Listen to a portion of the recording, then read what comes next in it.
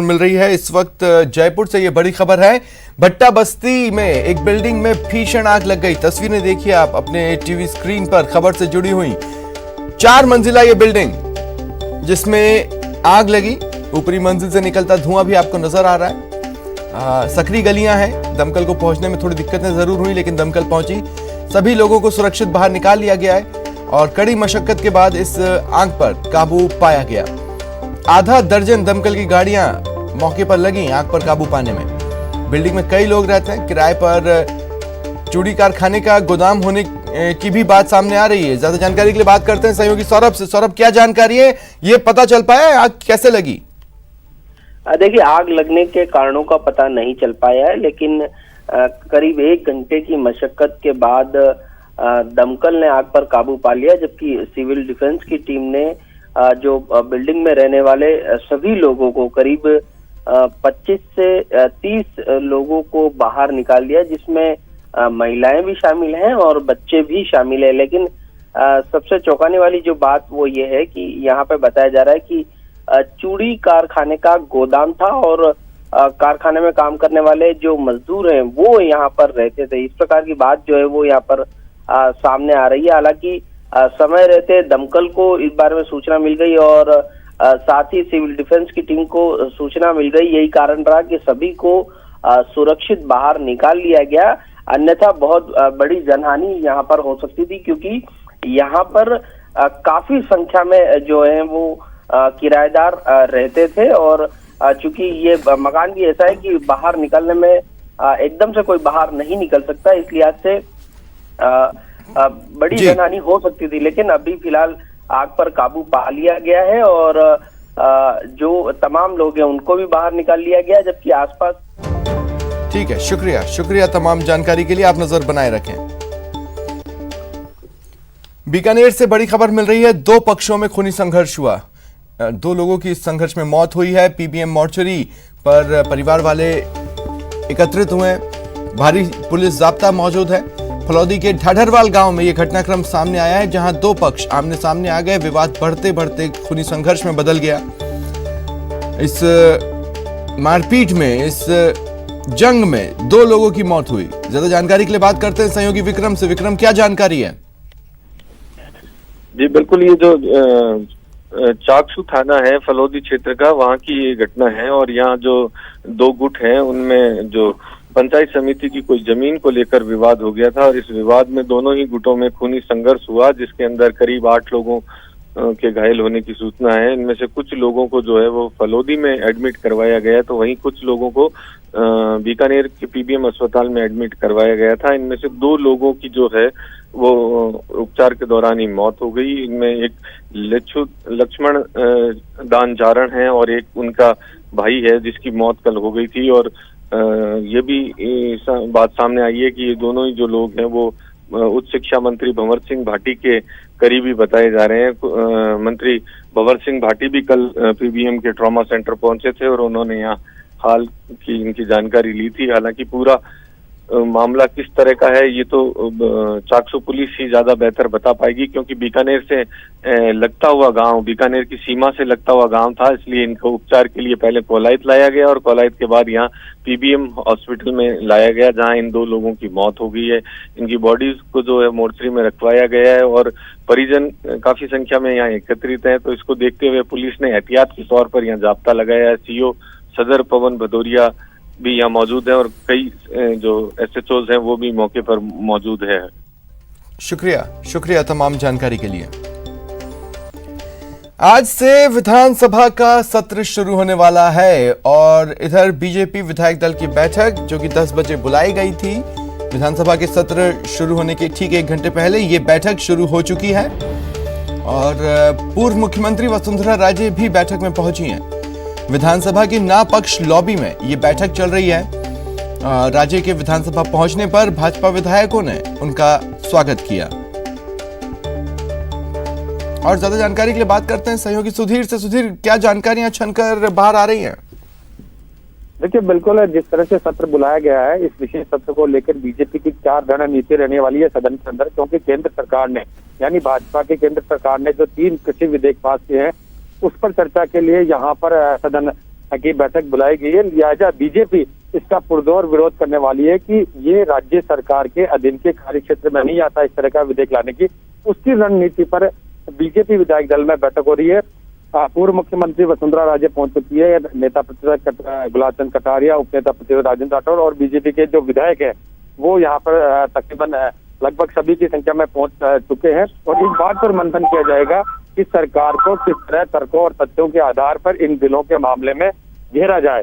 क्योंकि खास बात यह है कि इन्हीं बिलों की चर्चा के लिए और ये सरकार जो इन बिलों पर संशोधन विधेयक लाई है उसको पास नहीं किया जा सके, इस तर्कों के आधार पर घेरने की बात कही गई है। जी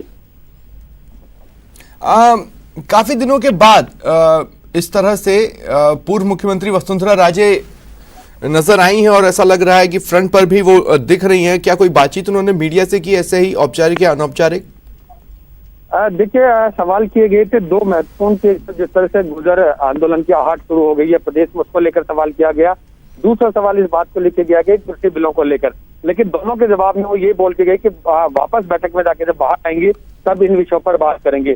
तो निश्चित रूप से ये दोनों मुद्दे हैं अभी प्रदेश के, एक तरफ विधानसभा के अंदर है, एक तरफ दूसरी तरफ गुर्जरों का जो मूवमेंट है उसको लेकर है।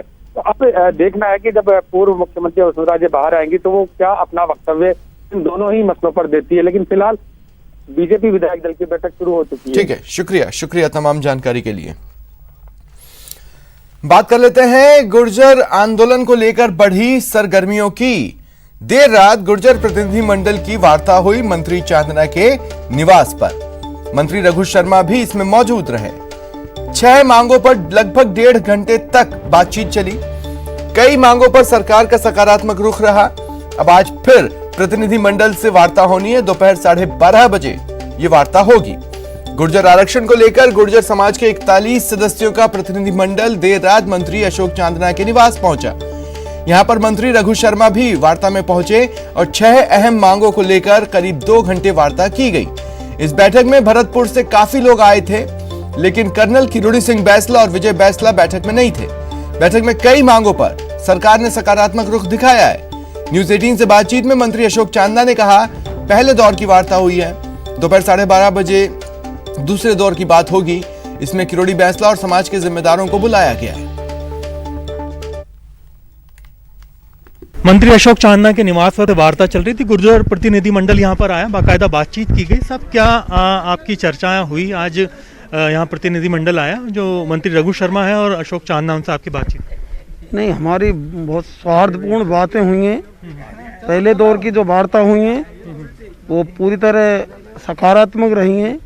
हमारी जो मांग है, सरकार ने ये कहा है कि आपकी सभी मांगें की पूर्ति की जाएगी और सुबह 12:30 बजे की अगले दौर की जो वार्ता रखी है उसमें सभी सरकार के अधिकारी आएंगे, उनसे बातचीत की जाएंगी और आगे की फिर वहीं से रणनीति तय की जाएगी। क्या मांगे आप लोगों ने रखी हैं? क्या क्या मुख्य बिंदु हैं?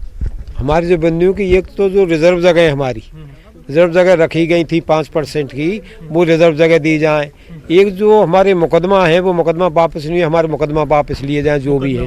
हाँ, एक हमारे जो शहीद हैं उनके मुआवजा और उनके आश्रितों को नौकरी के माध्यम से मैं हमारे गुर्जर समाज के लोगों से निवेदन करता हूँ कि जो भी गुर्जर समाज के लोग जो भी यहाँ आना चाहें वो सुबह वार्ता में जयपुर में सम्मिलित हो।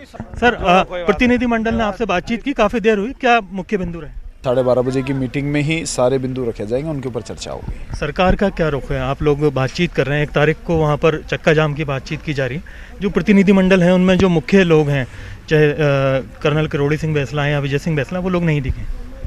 देखिए, 80 गाँव जहाँ पर आंदोलन हो रहा है वो 80 गाँव के मौजबीर पटेल जो हैं, जिन पर आंदोलन की जिम्मेदारी है, वो पटेल यहाँ पर हैं। अब 12:30 बजे जो मुद्दे हैं समाज के, उनके ऊपर चर्चा होनी है और उसके बाद में फैसला होगा। कोई सकारात्मक रुख निकालने की कोशिश की जा रही है कि जो मुख्य बिंदु काफी लोग सेटिस्फाई हैं? सकारात्मक ही होगा, उसके लिए तो उतनी दूर आए ये लोग, और हम भी रात को 12 बजे तक बैठे हुए हैं ताकि इसका कोई रास्ता निकले, समाधान निकले, किसी को भी परेशानी नहीं हो। जो अधिकार की चीज़ है वो अधिकार मिल जाए, बात खत्म। कैमरा पर्सन दिलीप चेची के साथ में अरबाज अहमद, न्यूज़ 18 के लिए जयपुर से। कल से प्रस्तावित गुर्जर आंदोलन को लेकर भरतपुर के बयाना में फिर पुलिस बल तैनात कर दिया गया। इंटरनेट सेवा पूरी तरह से बंद कर दी गई है। मांगों पर सरकार से बातचीत में कोई हल निकलने पर पुलिस बल की तैनाती रहेगी। पुलिसकर्मियों को छुट्टी मांगने को लेकर कोई कोताही नहीं बरती जाएगी। बहाने से छुट्टी लेने पर सख्त कार्रवाई होगी।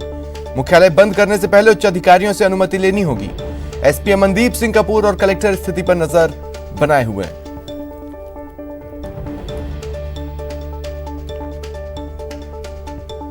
और इधर कोटा रेल मंडल भी हाई अलर्ट पर है। कई स्टेशनों पर आरपीएफ और जीआरपी के 450 जवानों की तैनाती कर दी गई है।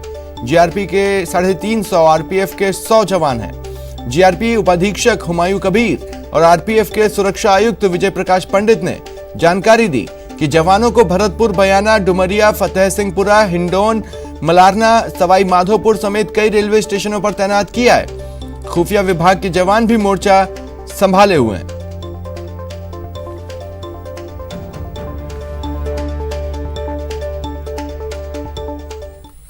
और इधर दौसा से खबर मिल रही है कि गुर्जर समाज के एक गुट का प्रतिनिधि मंडल जयपुर रवाना हुआ है। गुर्जर नेता हिम्मत सिंह के नेतृत्व में जयपुर में वार्ता हुई। इस वार्ता के लिए वो रवाना हुए। इस गुर्जर प्रतिनिधि मंडल में कर्नल बैसला नहीं है, विजय बैसला भी नहीं शामिल हुए हैं। गुर्जरों में कुल मिलाकर 2 गुट नजर आ रहे हैं। 2 फाड़ की स्थिति दिख रही है।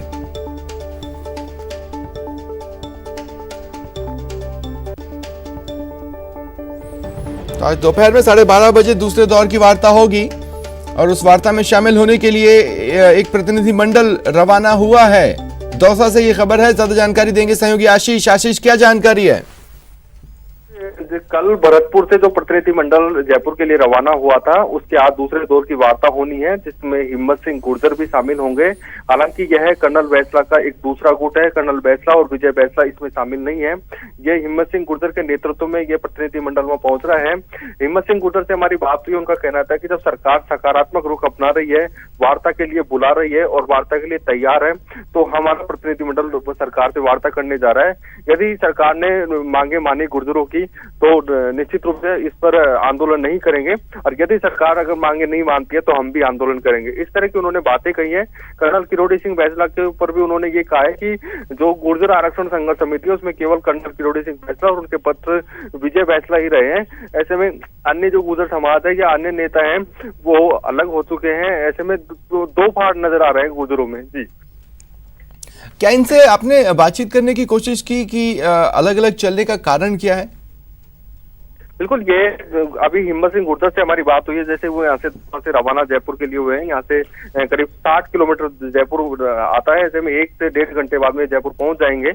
तो उनका ये कहना था कि जो ये वार्ताएं हैं, सरकार लगातार गुर्जरों को कुछ न कुछ देती रही है जब भी वार्ता हुई है, और इस बार भी वार्ता के लिए जा रहे हैं। यदि गुर्जरों की जो प्रमुख मांगे हैं, जो प्रक्रियाधीन भर्तियों में जैसे आरक्षण जो पद हैं उनको सर्जित करने की मांग कर रहे हैं, और जो 4% के रिजर्व पद हैं उनको सर्जित करने की मांग कर रहे हैं। इस तरह की जो मांगे, यदि मांगे पूरी हो जाती हैं तो आंदोलन का कोई औचित्य नहीं बनता है, और यदि मांगे पूरी नहीं होती हैं तो वे भी इस आंदोलन करने के लिए तैयार हैं। जी, ठीक है, शुक्रिया तमाम बातचीत के लिए। और इधर सरकार की तमाम कोशिशों के बीच स्थिति यह है कि गुर्जर आंदोलन को लेकर एक धड़ा अड़ा हुआ है। कल अल्टीमेटम का अंतिम दिन है। कर्नल किरोड़ी सिंह बैसला ने साफ साफ कहा है बातचीत नहीं होगी, 1 नवंबर को आंदोलन होकर रहेगा। आंदोलन पर गुर्जरों का आर पार, गुर्जरों की हुंकार, सरकार है तैयार, आंदोलन की राह पर गुर्जर। एक बार फिर मैं एमबीसी समाज से अनुरोध करता हूं कि 1 तारीख को अधिक से अधिक संख्या में पीलूपुरा पहुंचे। धन्यवाद। राम राम। तो क्या तय हो गया है, आंदोलन होकर ही रहेगा? गुर्जरों के आर पार के मूड से लग तो ऐसा ही रहा है। कर्नल किरोड़ी सिंह बैसला ने ऐलान कर दिया है 1 नवंबर को आंदोलन तय है। पूरे प्रदेश में चक्का जाम तय है। एमबीसी समाज से अनुरोध है कि 1 तारीख को 1 नवंबर को अधिक से अधिक संख्या में पीलूपुरा पहुंचे और इस कार्यक्रम को सफल बनाएं। त्रिपुरा में तो हम लोग इकट्ठे होंगे, वहां का आंदोलन अलग है, बाकी सारे राजस्थान में चक्का जाम होगा। 1 तारीख को पीलूपुरा से राजस्थान में आंदोलन का आगाज शुरू होगा, क्योंकि सरकार पिछले 1.25 साल से हमारी मांगे मान नहीं रही है, और पिछले 3 महीने से तो हम रोज इनको कहते आ रहे हैं, लेकिन इनके कान पे जू नहीं रेंग रही। ऐसा नहीं कि सरकार गुर्जरों को मनाने की कोशिश नहीं कर रही। बाकायदा खेल मंत्री अशोक चांदना के आवास पर गुरुवार को बैठक हुई और गुर्जरों के लिए 3 बड़ी घोषणाएं की गई। सरकार ने गुर्जरों की 3 मांगे मानी। 1252 पदों को रेगुलर स्केल से किया जाएगा। 3 पीड़ित परिवार को सामाजिक सहयोग से 5-5 लाख रुपए की मदद। 9वीं अनुसूची में शामिल करने के लिए केंद्र को चिट्ठी लिखेगी सरकार।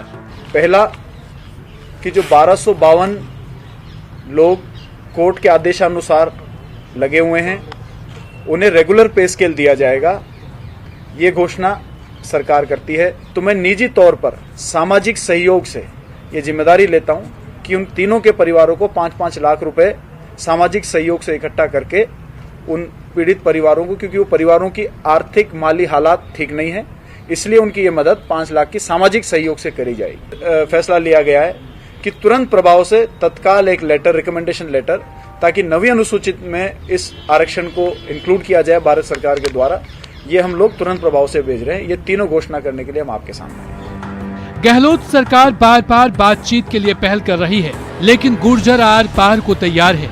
ऐसे में गहलोत सरकार ने भी किसी भी परिस्थिति से निपटने के लिए तैयारियां पूरी कर ली है।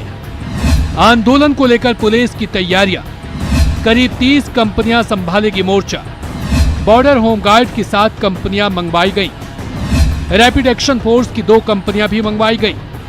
केंद्र से सीआरपीएफ की 8 कंपनियां की भी मांग। आरएसी की 8 कंपनी भी रहेंगी तैनात। कई एडिशनल एसपी, डिप्टी एसपी, कई इंस्पेक्टर भी भेजे गए आंदोलन स्थल। आंदोलन की तैयारियां पूरी है और सियासत भी तेज है। देखिए, मेरा तो यही कहना है कि कोई भी आंदोलन के तरीके जो हैं, हर व्यक्ति को अपना हक की लड़ाई लड़ने के लिए अधिकार है, लेकिन उसकी वजह से कोई ऐसा रास्ता नहीं अपनाना चाहिए जिससे कि वो कोई भी आंदोलन हिंसा का स्वरूप ले। अब सरकार ने कई सबजबाग दिखाए और सरकार अपने वादे के अनुसार गुर्जरों के साथ न्याय नहीं कर रहे। ये गुर्जर समाज वो समाज है जिसने विधानसभा के चुनाव में कांग्रेस की वैतरणी को पार करने के लिए 100% मत दिए थे। क्या आंदोलन की राह पर है गुर्जर? 1 नवंबर को आंदोलन होकर रहेगा या फिर गुर्जर अभी भी बातचीत की मेज पर लौटेंगे? Bureau report, news 18 network.